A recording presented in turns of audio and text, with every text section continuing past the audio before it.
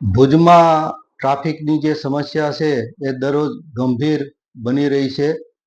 એમાં ખાસ કરીને જ્યુબિલી ગ્રાઉન્ડ, ત્યારબાદ હોસ્પિટલ રોડ, સ્ટેશન રોડ અને જિલ્લા ઉદ્યોગ કેન્દ્રથી આરટીઓ રિલોકેશન સાઇટ જે સર્કલ છે ત્યાં સુધી ખૂબ જ ટ્રાફિક રહે છે. હવે જે ટ્રાફિક થવાનું કારણ એ પણ છે કે પાર્કિંગ માટેના જે પ્લોટો હોવા જોઈએ તે છે નહીં, અને જે પ્લોટો છે તેની અંદર દબાણ થયેલું છે. તો નગરપાલિકાએ આ જે પ્લોટો હોય એ ખાલી કરવા જોઈએ અને પાર્કિંગ માટેની જગ્યા બનાવવી જોઈએ, જેથી ભુજની ટ્રાફિકની સમસ્યા હલ થઈ શકે. બીજું, જ્યુબિલી ગ્રાઉન્ડ પાસે જે પોલીસ ટ્રાફિક નિયંત્રણ કરે છે એમાં ઘણીવાર પોલીસ એક સાઈડમાં ઊભી હોય છે. પરિણામે આપણે પોલીસ ખરેખર કઈ બાજુના વાહનોને જવા આવવા દેવા માટે કહી રહી છે એ ઘણીવાર આપણે જોઈ શકતા નથી. તો પોલીસે વચ્ચે રહીને ટ્રાફિકનું નિયંત્રણ કરવું જોઈએ.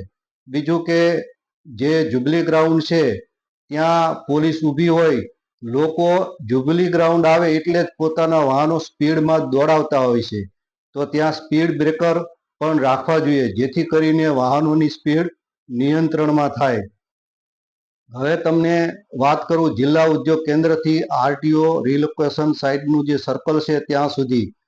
ત્યાં નગરપાલિકા દ્વારા જે પાઇપલાઇન નાખવામાં આવી તેના કારણે રોડ ખોદાયો, અને આ જે રોડ ખોદાયો ત્યાં રોડ બનાવવામાં આવ્યો એ સંપૂર્ણપણે તૂટી ગયો હોવાથી ત્યાં રોડ સાંકડો થઈ ગયો છે.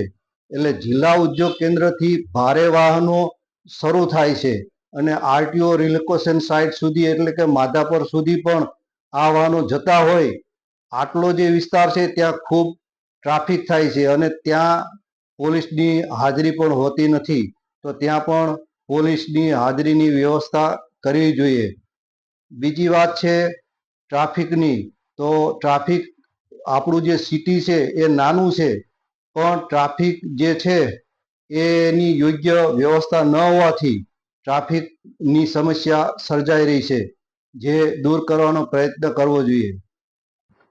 બીજું, બસ સ્ટેન્ડ જે છે એની અંદર અંડરગ્રાઉન્ડ પાર્કિંગ હોવા છતાં લોકો બહાર પોતાના વાહનો પાર્કિંગ કરે છે, જેના કારણે ટ્રાફિકની સમસ્યા થાય છે. અને રિક્ષા સ્ટેન્ડ પણ હોવું જોઈએ, જેથી કરીને રિક્ષા ધારકો જે છે એ યોગ્ય સ્થળ ઉપર એમના સ્ટેન્ડ ઉપર ઊભા રહી શકે. મને જણાતું નથી કે બસ સ્ટેન્ડની આજુબાજુ ક્યાંય રિક્ષા સ્ટેન્ડ બનાવવામાં આવ્યું હોય.